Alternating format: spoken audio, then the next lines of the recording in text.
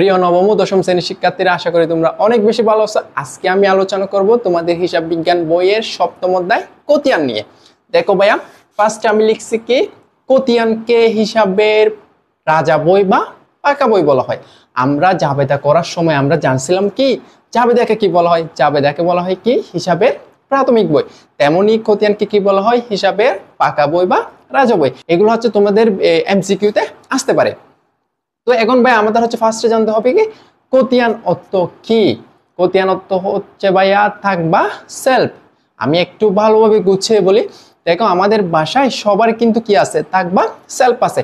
মানে যেখানে আমরা কি করে আমাদের কাপড় চোপড় বই খাতা খুব সুন্দরভাবে গুছিয়ে রাখি, তেমনি হচ্ছে তোমার কি একটা প্রতিষ্ঠানের লেনদেনগুলো তারিখের ক্রম অনুসারে লিপিবদ্ধ করা হয়, আর সেটাকে কি বলা হয়? থাকবা সেলফ। মানে কোতিয়ান অর্থই হচ্ছে কি, থাকবা সেলফ। এখন ভাইয়া কোতিয়ান কত প্রকার? এই যে আমি এখানে লিখে রাখছি, কোতিয়ান হচ্ছে প্রধানত দুই প্রকার। কি কি? একটা হচ্ছে সাধারণ কোতিয়ান, আর একটা হচ্ছে সহকারী কোতিয়ান। দেখো ভাইয়া, সাধারণ কোতিয়ান বলতে খেয়াল করো তোমরা, দেনাদার, পাওনাদার, আসবাবপত্র হিসাব, ব্যাংক হিসাব, এই হিসাবগুলোকে আমরা আলাদা আলাদাভাবে উদ্বৃত্ত নির্ণয় করব।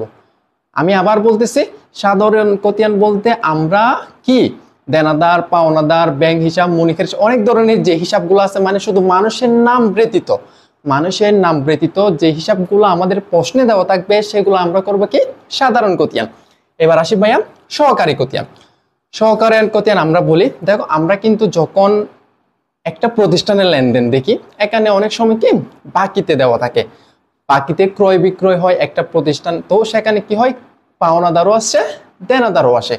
তো এই পাওনাদার আর দেনাদারের কিন্তু নাম উল্লেখ থাকে, আর সেই নামগুলাই হচ্ছে কি সহকারী কোতিয়ান। এক কথায় ভাইয়া মনে রাখার জন্য সবচেয়ে সহজ উপায় হচ্ছে কি, মানুষের নাম থাকলে মনে করবা সহকারী কোতিয়ান, আর এমনি নাম থাকলে মনে করবা কি, সাধারণ কোতিয়ান। আচ্ছা, তবে ভাইয়া এই সহকারী কোতিয়ানের জন্য তোমাদের আরেকটা কাজ করা লাগবে। আরেকটা কাজ করা কি, দেখো, সহকারী কোতিয়ান প্রস্তুত করতে হলে তার আগে ক্রয় জাবেদা, বিক্রয় জাবেদা প্রস্তুত করতে হবে। মানে তোমাদের যদি সহকারী কোতিয়ান প্রশ্নে বলা থাকে প্রস্তুত করতে, তাহলে মনে রাখতে হবে তোমাকে না হয় ক্রয় জাবেদা, না হয় বিক্রয় জাবেদা প্রস্তুত করা লাগবে। এখন কথা হচ্ছে ভাই, আমরা এত কম সময়ে একটা প্রশ্নে এত কাজ কিভাবে করব? আসলে ভাইয়া, যখন তোমাদের প্রশ্নে সহকারী কোতিয়ান দেওয়া থাকে, ক আর ক প্রশ্নে অবশ্যই ক্রয় বা বিক্রয় জাবেদা প্রস্তুত করতে বলা হয়। আশা করি তোমাদের এই দুইটা নিয়ে কখনো কি আসবে না, প্রশ্ন আসবে না। আচ্ছা ভাইয়া, এখন কথা হচ্ছে আমরা কোতিয়ানটা কিভাবে তৈরি করব। দেখো, আমরা কোতিয়ান তৈরি করব হচ্ছে কি, জাবেদা থেকে। মানে জাবেদা থেকে হচ্ছে কি তোমার কোতিয়ান প্রস্তুত করা হয়। দুইটি পদ্ধতিতে আমরা কোতিয়ান প্রস্তুত করে থাকি, একটা হচ্ছে টিচক, আর একটা হচ্ছে চলমান জের। তোমার প্রশ্নে যদি বলা হয় টিচক প্রস্তুত করো, টিচকের মাধ্যমে কোতিয়ান প্রস্তুত করো, তাহলে তোমাকে টিচক করতে হবে। আর যদি বলা থাকে চলমান জেরের মাধ্যমে কোতিয়ান প্রস্তুত করো, তাহলে তোমাকে কোতিয়ানটা এই চলমান জেরের মাধ্যমে করতে হবে।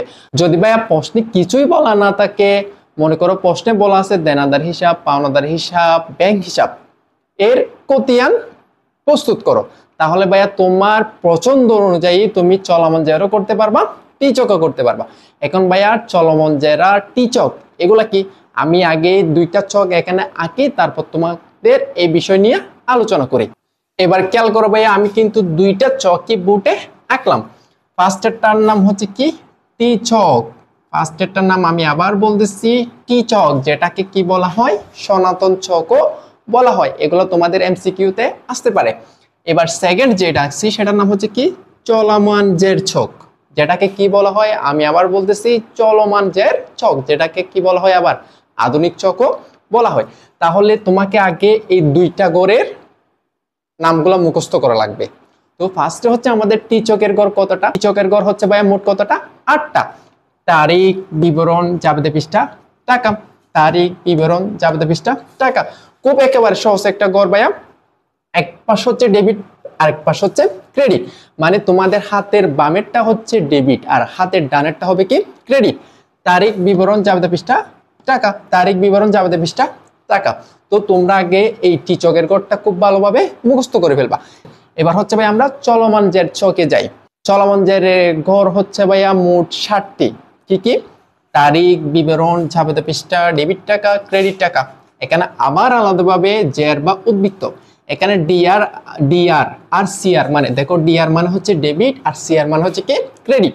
আর তোমরা উপরে এখানে কি লিখবা হিসাবের কুটনন, এই হিসাবের কুটননে কোনো কিছু আসে না ভাই, এটা শুধু জাস্ট লিখবা, ঠিক আছে।